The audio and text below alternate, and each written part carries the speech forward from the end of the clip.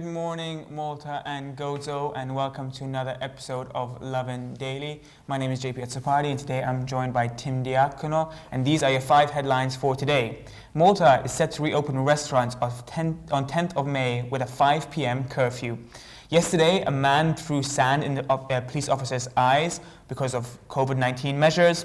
A former Labour Party mayor will now contest with the Nationalist Party. And also, the Labour Party has unveiled its English language portal ahead of its election campaign. And lastly, English Premier League club Manchester United is set to visit Malta for summer for a training camp. Also, make sure to stick around to the end where we have an interview with the CEO of Malta Hotels and Restaurants Association, Andrew Agius Muscat, to discuss, obviously, the reopening of restaurants next month. Tim? Yeah, so Malta relaxed some of its COVID-19 measures yesterday. Shops are now allowed to reopen, as are services such as hairdressers, tattooists, nail parlors, and other services that have been classified as non-essential. Meanwhile, Roberta Bella, the Prime Minister, finally gave some kind of plan as to when restaurants will be allowed to reopen. And the plan is for them to start reopening on 10th May. It's around 2 weeks from now. However, they will have to close to seated diners at 5 p.m. That essentially means you can serve breakfast and lunch, but you can't serve dinner. Dinner you have to revert to a takeaway and delivery system. Now, obviously, the situation is one that you really can't predict, but this time it seems that Malta is taking the part of extreme caution, perhaps learning some of its lessons from last year. However, at the end of the day, there are a bunch of people who are left completely in the lurch, completely in limbo as a result of these measures. There are some restaurants who can't operate according to these measures, and the government knows it, and it knows it full well. Now, what's going to happen to these people? Are they going to have to shut down, or there's no plan as to when they'll be able to start operating normally? One hopes it will be before 1st of June, which is when the country was set to open to tourists, but nothing has been announced yet. So, perhaps a bittersweet moment for restaurants. Better than not having a plan at all, but I don't think this is what they were expecting. No, for sure. Being kept in a state of limbo is never a good thing. You talk about restaurants, but then we also consider the bars have been closed since October. So there are bar owners out there who have no idea when they'll be allowed to reopen. So it really isn't a great situation for anyone in that industry, and the catering industry and restaurant industry to be in. Like you said, some restaurants said they won't be able to function under the new rules. They won't be able to operate, and it really isn't an ideal situation. But we'll hear more about that later on when we speak to Andrew Agius Muscat. Moving on to our second story, and still related to current measures. Yesterday, quite a shocking story emerged of a 19-year-old man from Zambar who threw sand in a police officer's eye when they told him to respect COVID-19 measures whilst on the beach at Golden Bay. Apparently, the story goes that 2 police officers were patrolling the bay, as they normally do over the weekends, to make sure that everyone was abiding by COVID-19 restriction measures. In this case, when it was yesterday, it was a limit of 2 people and wearing face masks on the beach. However, when these 2 officers approached this group of people about telling them to abide by the new measures, one of the men in the group got aggressive, insulted them, and then he apparently picked up his towel and waved it in their face. This towel was covered in sand, and some of the sand hit one of the police officers in the eyes. He eventually had to be taken to a polyclinic, and then later to Malta where he was hospitalized. The aggressor, who I mentioned earlier was a 19-year-old man from Zabar, was arrested and will be charged accordingly. But obviously this is unacceptable behavior from anyone to be acting this way against a police officer, especially when maybe we might not agree with the current restriction measures in place, especially the wearing face masks on a beach, but as a police officer it's just their job to enforce these restrictions, these measures. He's just doing his duty. So to inflict physical damage on them and harm them and end up taking him to hospital is definitely not a good thing. Yeah, it's obviously unfair on the officers. I don't think they enjoy doing this. I don't think anyone entered the police force to stay looking if someone's wearing a face mask under their nose or they're keeping the adequate distance from others. They're just following orders. However, it's if you look at what's happening in other countries, there is very palpable anger at certain COVID-19 restrictions. Malta hasn't really seen much of it compared to other countries. But yes, you can't really ignore the fact that a lot of people just want to live their lives, and the poor police officers are just caught in the middle of this.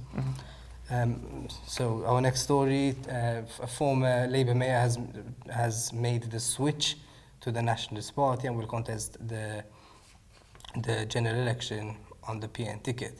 So Charles Azopardi used to be a Rabat mayor until 2019, and then he was stopped.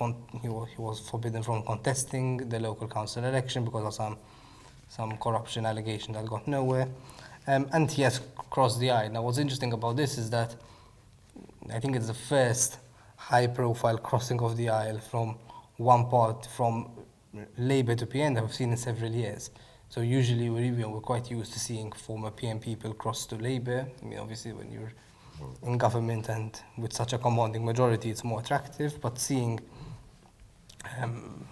someone cross in reverse, I don't think it's going to worry the Labour Party so much, because there is still a command such a significant lead. However, it is something to take into account, and I'm sure they will. That's quite a high-profile person did join their political rivals. Yes, absolutely, and obviously comes just months before what's expected to be a general election. And with that being said, the Labour Party has just unveiled its English language portal ahead of its election campaign. The news was revealed by Labour President Ramona Attard, who shared an image of the logo of the new site, which is called thejournal.mt, and it largely sparked a positive response from Labour supporters. Labour media right now is primarily One News and other sites that's kind of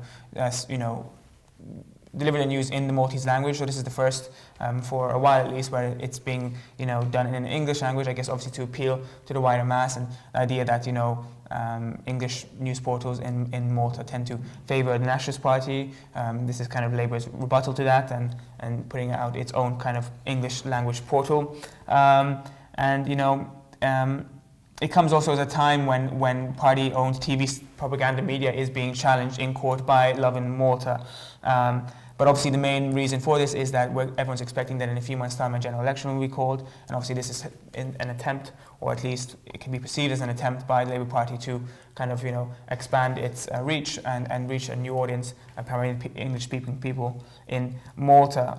It's not kind of clear yet whether the Journal.mt will be owned by One Productions, which is run by Jason McAuliffe, or it will be run separately from one.com.mt, but we'll just have to wait and see. Yeah, I mean, for the first time that these kind of websites have popped up. There used to be one called Malta Star a few years ago.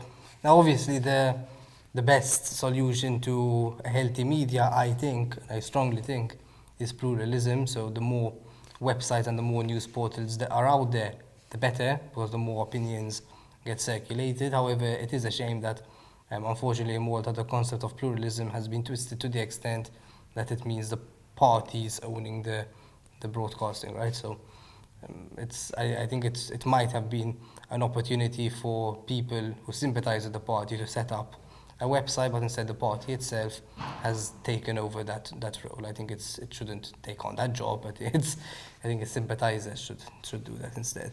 And finally, TV sports program Replay came up with a pretty big announcement yesterday, which is that Manchester United is set to visit Malta this summer to organise a training camp in Malta, and also play a friendly game against an unspecified Maltese Premier League team. It's not the first time they've come here. They last came around 25 years ago, so 22 years ago, and when the current manager Solskjaer was a player and he scored 2 goals against Birkirkara at the time. So yes, big news for Man United fans in Malta. Obviously the question, a niggling question, will be whether we'll be allowed to actually watch it in the stadium. And it's quite maddening to have a team like Man Exactly. United here, and no not- one's able to watch them Yes. or see them train and stuff. I mean, that's the whole purpose of them coming down, right? Malta has a huge football fan base, a lot of Man United supporters, so and they'll be dying, I think, to climb over the walls of the stadium and watch them play and get the chance to meet the players.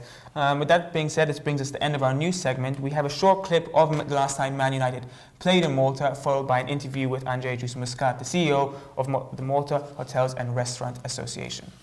This game. Might just provide it though. Oh, great strike. They will be delighted with that, the Maltese. What a strike. And Raymond van der Houw was struggling to...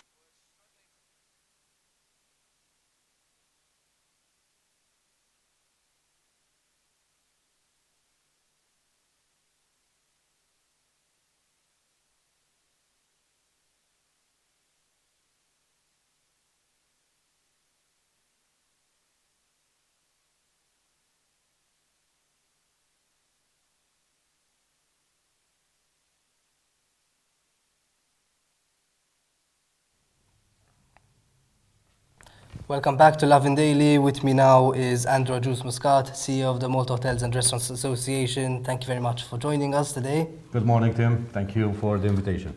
So yesterday, obviously, the government announced new opening rules for restaurants. They're allowed to reopen on the 10th of May, but they're going to have to close at 5 p.m. Do you know the logic behind this? Like, why 5 p.m.? Why is not 6 p.m. or 8 p.m. or 11 p.m.? Yes, of course. I'd like to first highlight that the situation we recognize as an association, that the situation is very difficult for everybody. It's difficult for the authorities who are taking the decisions, difficult for the students, for the elderly, for the business people, for the employees of all sectors. Now, of course, I'm here to represent, to be the voice of the hotels and the restaurants. In this particular case, the restaurants. Let's start with the positives. The positive is that at last, as you mentioned in your introduction, there is a form of a plan for the restaurants. Before there was a lot of speculation, and this creates uncertainty, it creates anxiety amongst the people who of course depend from this sector for their livelihoods, because again, here I emphasize, we as MHRA, we believe in the balance between lives and livelihoods. Nobody is saying that livelihoods should take over lives or the other way around. So at least now we have a date. We have a date for the reopening of tourism, 1st of June. 10th of May will start the reopening of the restaurants. Is that the solution? Of course, it depends from which perspective you look at it. For those restaurants whose business model is focused, or is basically focused on business lunches, then of course that is a very good start for them. But the majority, a good number, I would say, of restaurants depend a lot on both lunch and dinner, mainly dinner. Now, closing at 5, that would mean that for a number of restaurants, this would not make business sense. So when we talk about business sense, every business, to be operational, to be sustainable, it needs to have business. It needs to serve clients. The whole model wouldn't work. The situation is that, yes, we have like a sort of a light at the end of the tunnel to start, to kick off. But that light is not enough for a number of restaurants, unfortunately, to operate in a way which justifies the cost for that operation. So what do you expect to happen? That these restaurants that you're talking about, the big chunk, won't open at all, or that they'll have to change their business operations? Yesterday, it was a long day. A number of restaurant owners, employees too, were calling us to understand exactly what's going to happen. I had people at 9 o'clock calling me. They were sitting at their desk trying to work around the shifts. They're trying to make up their sums so that to see whether they can open or not. There are a number of restaurants who will opt not to open. There will be other restaurants who will go for the opening, but of course they are concerned that at the end of the day they will be working hard, but the returns will be much enough at least to cover the cost, but even less. We had a number of restaurants calling us and telling us that at least the authorities should have considered at least giving the opportunity to open for dinner outside.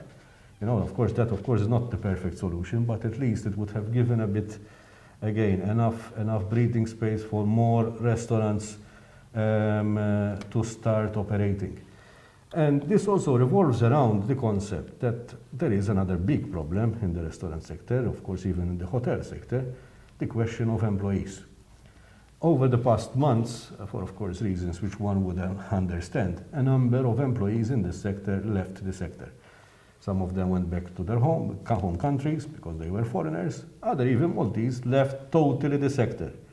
They were working in the tourism sector, in the restaurant business, and they left to work into the retail, into factories, etc.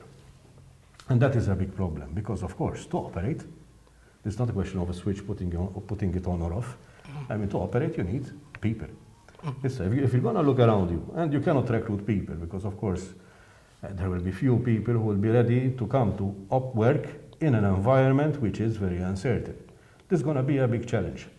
To attract employees from abroad, it's also difficult because, as we know, as we can follow from the international news, the things in relation to COVID are not helping to get even workers to work in Malta. And that is also another very important issue, very difficult issue, which we need to address. The issue of work permits, you mean? I mean, not just the work permits, because you can have situations where individuals have work permits, but of course they're not allowed to travel.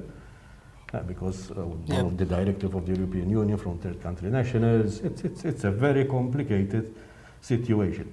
Yes, of course, what hurts the people out there is when they see reports like the one that you published this morning, a colleague of yours in Lovin Malta, about this, what seemed to be like a boat party or an event on a boat.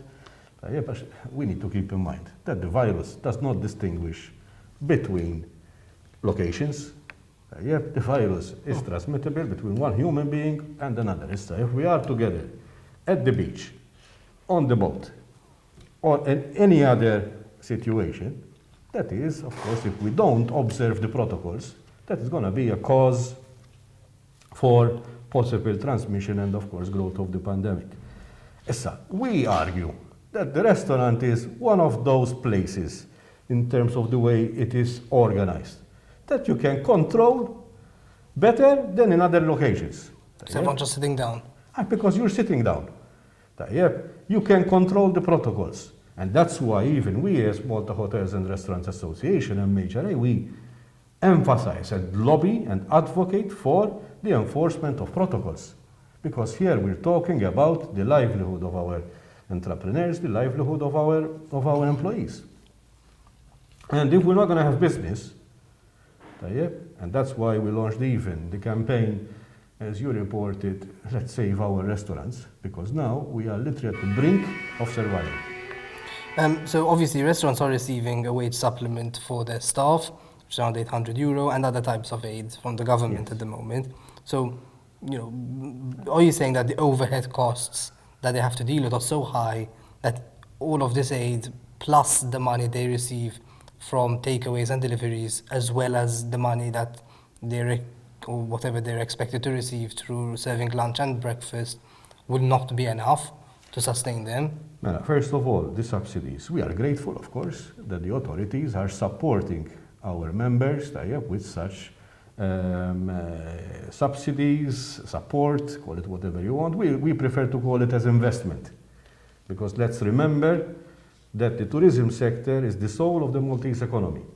And if we kill this sector, it will not be just the people who work directly in the sector, but it will be everybody, yourselves as journalists, everybody, because it's interlinked. It's the ecosystem of our economy is linked directly with tourism. So this is very important to understand. The pensioners will suffer, everybody will suffer, unfortunately. But there is still hope. We're looking positively. We try to keep as much as possible our members hopeful. I can tell you that the people out there, the restaurateurs, of course they appreciate the support, but they want to work. They want to earn their money, because of course to earn just the subsidies, I mean, you just close door and you go to work with another employer or somewhere else. It's not that the business model. These people are ambitious people who went to study at ITS, a number of them, who invested all the money that they managed to put aside over their years, in a restaurant, in a small restaurant, they have dreams, they have ambitions, and these are the people that our country needs to support. So this is an investment in them. But is it enough, the €800 which we give out to the employees? Of course it's not enough. It is good, because it helps, at least it gives a bit of breathing space, but it's not enough because the setup of the business is not made up to earn, to cover just, to get a subsidy to cover part of the salaries of your employees. It's much more than that. And obviously, like, it's not an attractive salary in the long term, right, for employees as well. Of course. I mean, you go into private business, mux to earn €800 a month.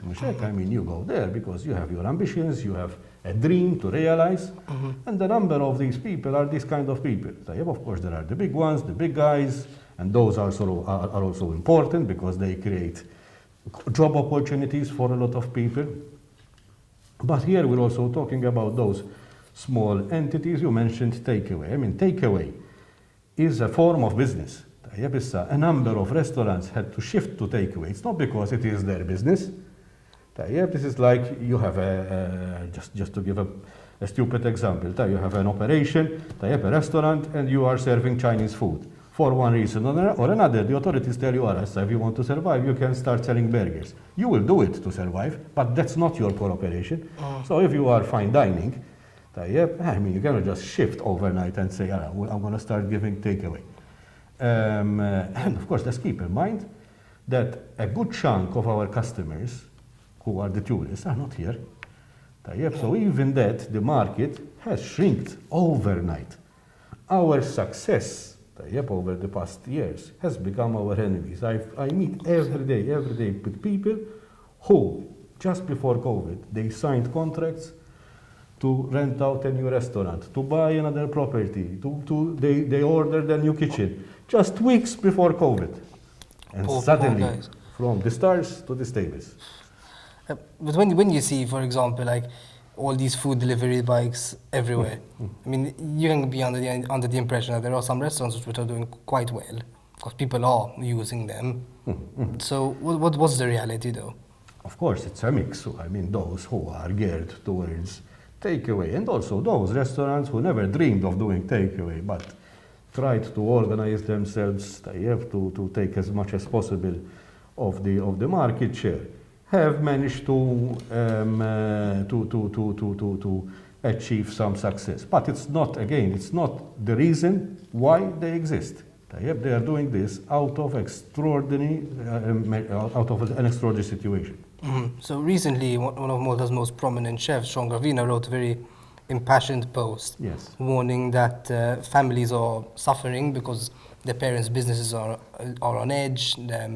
There's complete uncertainty, and said he's heard stories about fellow chefs and restaurateurs that have given him the shivers. Have you heard some of these stories as well? Of course. I sympathize, and I think what Sean did was extremely positive too, because even in his post, he didn't send a message that basically it's us against authorities, for example. I mean, it's the reality, and this is the message that we too will want to send out there. This is not a competition, this is not politics, this is a reality. People out there are suffering, big time. Much because they're not earning enough money to buy, their extra and finance their hobbies. Here we're talking about literally the basics. People, unfortunately, there are a number of people who are going to end up without a house. They're going to end up under big pressures because of loan situations, etc. Are these the majority? I cannot tell you that. What we are here to talk about is that we are hopeful, and we want to send out there a message that there is still hope to save our restaurants. What's some like the saddest stories you've heard from restaurants? I mean, as we mentioned, our success has been our enemy. Allora, there were entrepreneurs who started small. They started to grow their business step by step, and just weeks before, they made decisions. They did their business plans, but who on earth could have forecasted that business could go from potential 100, good, maybe you'll do a projection that goes 50% less, to zero.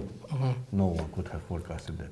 Do you have an estimation of how many restaurants have closed down for good since the start of the pandemic? It's very difficult to say because a number of restaurants, of course, have closed their operation and they're still waiting. So I will not dare to tell you, look, 10, 20, 50% of the rest. It's very difficult to say. What I can tell you for sure is that they are now under a lot of strain. And finally, just a bit about the voucher scheme is going to be implemented to give a bit of a boost to the industry. However, some restaurants traditionally do better in summer and others do better in winter. Yes. Now, for the second consecutive year, the vouchers are going to be issued in summer.